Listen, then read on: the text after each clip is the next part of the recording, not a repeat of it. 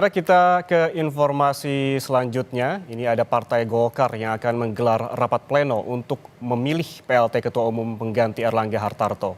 Rapat pleno akan digelar Selasa 13 Agustus. Partai Golkar akan menggelar rapat pleno guna menentukan PLT Ketua Umum Golkar pengganti Erlangga Hartarto. Rapat pleno menurut rencana digelar pada hari esok, Selasa 13 Agustus. PLT Ketua Umum nantinya bertugas menyiapkan pemilihan Ketua Umum definitif. Kami mentargetkan dalam 2 hari ke depan, tanggal 13 Agustus 2024, kita harus segera mengambil langkah-langkah dari DPP Partai Golkar. Dan tadi disebutkan oleh Pak Adis bahwa di forum pleno tersebut nanti akan ditentukan siapa PLT Ketua Umum yang akan menjalankan tugas-tugas Ketua Umum hingga mengantarkannya kepada Munas tahun 2024. Sebelumnya, Saudara Erlangga Hartarto mengundurkan diri dari jabatannya sebagai Ketua Umum Partai Golkar. Erlangga beralasan ia mundur dari Golkar untuk menjaga keutuhan partai dan memudahkan transisi pemerintahan. Dalam pengunduran diri ini, Erlangga juga berterima kasih kepada Presiden Joko Widodo dan Presiden terpilih Prabowo Subianto. Saya Erlangga Hartarto, setelah mempertimbangkan dan untuk menjaga keutuhan Partai Golkar dalam rangka memastikan stabilitas transisi pemerintahan yang akan terjadi dalam waktu dekat, maka dengan mengucapkan Bismillahirrohmanirrohim, serta atas petunjuk Tuhan Yang Maha Besar, maka dengan ini saya menyatakan pengunduran diri sebagai Ketua Umum DPP Partai Golkar. Pengunduran diri ini terhitung sejak semalam, yaitu Sabtu 10 Agustus 2024. Secara khusus saya ingin berterima kasih kepada Bapak Presiden Joko Widodo dan Bapak Wapres Kiai Haji Ma'ruf Amin. Demikian pula terima kasih saya sampaikan kepada Presiden terpilih Bapak Prabowo Subianto dan Wakil Presiden terpilih Mas Gibran Rakabuming Raka. Dan Saudara, selain Ketua Umum Erlangga Hartarto, Yusuf Hamka atau Baba Alun pada Senin pagi juga menyerahkan surat pengunduran diri dari pengurusan Partai Golkar, di mana surat pengunduran diri ini diserahkan langsung pada Sekjen Partai Golkar. Yusuf Hamka tiba di DPP Partai Golkar pada Senin pagi dengan membawa surat yang berisikan alasan ia mengundurkan diri. Surat pengunduran diri tersebut menurut Yusuf Hamka ditulis saat ia berada di Bandung pada hari Minggu 11 Agustus 2024. Momen mundurnya Yusuf Hamka ini bersamaan dengan Erlangga Hartarto selaku Ketua Umum DPP Partai Golkar yang mundur pada hari Sabtu 10 Agustus 2024. Namun, Yusuf Hamka mengaku tidak tahu alasan dibalik mundurnya Erlangga Hartarto. Saya tidak akan mengikuti politik lagi. Saran keluarga saya mengundurkan diri dari politik. Dan saran dari teman-teman netizen, dari guru-guru agama saya, semua bilang mundur dari politik, kamu milik rakyat. Dan kamu tidak boleh berafiliasi kepada salah satu partai politik, atau apalagi kamu cuma di DKI atau di Jawa Barat. Kamu milik seluruh Indonesia. Seperti cita-cita kamu mau jadi Bunda Teresa. Saya harap Golkar akan menjadi dewasa dan menjadi partai yang mandiri, tidak terombang-ambing lagi dan harus firm. Dan untuk mengetahui situasi terakhir di DPP Partai Golkar, kita langsung bergabung dengan jurnalis Kompas TV, ada Asri Gunawan di sana.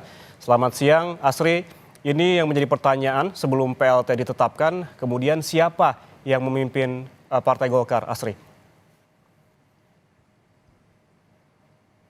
Saat ini yang mengemban tugas Ketua Umum Partai Golkar selama proses menuju ke penunjukan PLT Ketua Umum Partai Golkar yang akan digelar pada Selasa besok 13 Agustus 2024 ini diemban tugasnya oleh 11 Wakil Ketua Umum Partai Golkar. Sebagaimana ini yang disampaikan oleh Wakil Ketua Umum Partai Golkar Ahmad Doli Kurnia pada konferensi pers kemarin malam di DPP Partai Golkar.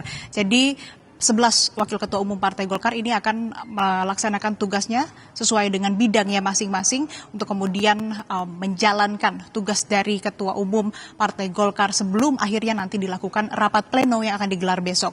Nah, secara de facto saat ini memang tugas ketua umum sudah diemban oleh wakil ketua umum Partai Golkar. Namun secara de jure nantinya status atau pengunduran diri Airlangga ini akan dibahas atau ditentukan dalam rapat pleno yang akan digelar besok. Artinya juga dalam rapat pleno besok tidak hanya akan membicarakan atau mencari siapa sosok pengganti yang akan kemudian menduduki posisi sebagai PLT Ketua Umum Partai Golkar, tapi juga akan membahas legitimasi dari pengunduran diri Airlangga Hartarto. Kita ketahui bersama, Yan dan saudara, bahwa pengunduran diri Airlangga Hartarto ini dilakukan atau dikeluarkan olehnya pada hari Sabtu 10 Agustus kemarin dengan alasan ini untuk menjaga stabilitas di internal Partai Golkar.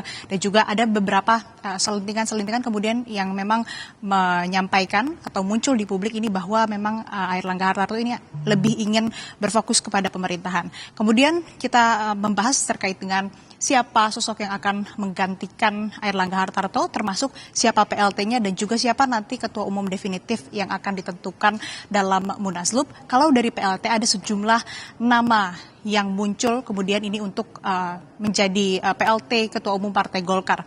Berdasarkan ADART, Ketua Umum ini bisa digantikan oleh Wakil Ketua Umum. Ada 3 nama yang memang terus ini santer disebut bisa menjadi PLT Ketua Umum Partai Golkar. 2 diantaranya ini adalah Agus Gumiwang, Menteri Perindustrian, dan juga Bambang Susatyo dan Menteri Investasi Bahlil Lahadalia. 3 nama ini santer disebut akan menduduki atau mengemban tugasnya sebagai PLT Ketua Umum Partai Golkar untuk nanti tugasnya juga menentukan Ketua Umum definitif Partai Golkar dalam Munaslup. Di Munaslup nanti barulah ditentukan siapa Ketua Umum Partai Golkar yang menggantikan Airlangga Hartarto.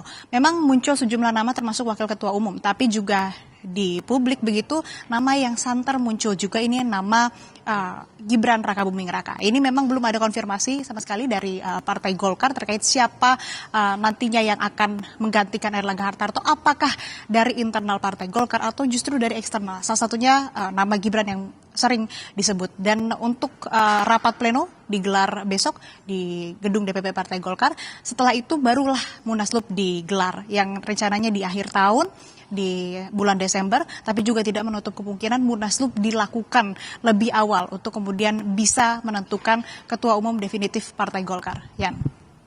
Ya, ada 11 wakil ketua umum Partai Golkar yang memimpin sementara sebelum dilakukan rapat pleno besok. Kemudian juga Asri, dengan perubahan ini apakah juga memengaruhi pilkada dan juga kabinet yang tengah disusun pada saat ini, Asri?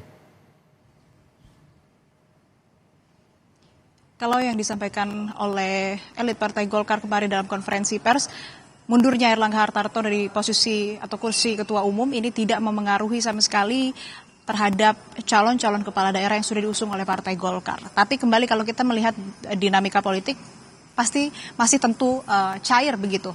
Tidak menutup kemungkinan juga ada perubahan-perubahan yang terjadi. Tapi kalau kita lihat lagi Partai Golkar ini di beberapa daerah di Pilkada Jakarta, Pilkada Jawa Barat sudah mengusung nama calon gubernur. Tapi belum ada calon wakil gubernurnya. Nah ini mungkin yang masih dilakukan negosiasi di internal Partai Golkar maupun juga eksternal. Apalagi ada Kim Plus di sana yang mungkin ini dinamikanya masih terus terjadi, masih terus cair. Jadi untuk calon-calon kepala daerah ataupun juga nama-nama yang sudah diusung untuk kemudian nantinya rencananya akan dicalonkan atau diusung oleh Partai Golkar dalam pilkada di beberapa daerah.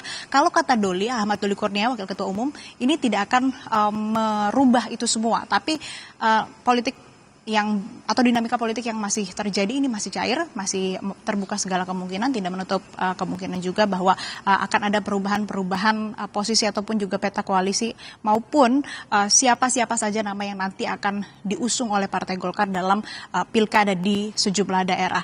Yang jelas memang untuk dampak ataupun juga pengunduran diri Airlangga Hartarto ini menyebabkan berbagai dampak begitu, baik juga untuk di internal Partai Golkar tapi juga di koalisi Indonesia Maju dan juga Kim Plus yang memang saat ini kalau kita lihat rentang waktunya Yan dan saudara sudah semakin dekat dengan pendaftaran calon pilkada di tanggal 27 Agustus mendatang. Yang ini juga menjadi perhatian bagi banyak pihak termasuk internal Partai Golkar dan juga eksternal khususnya para partai politik yang tergabung dalam koalisi Indonesia Maju.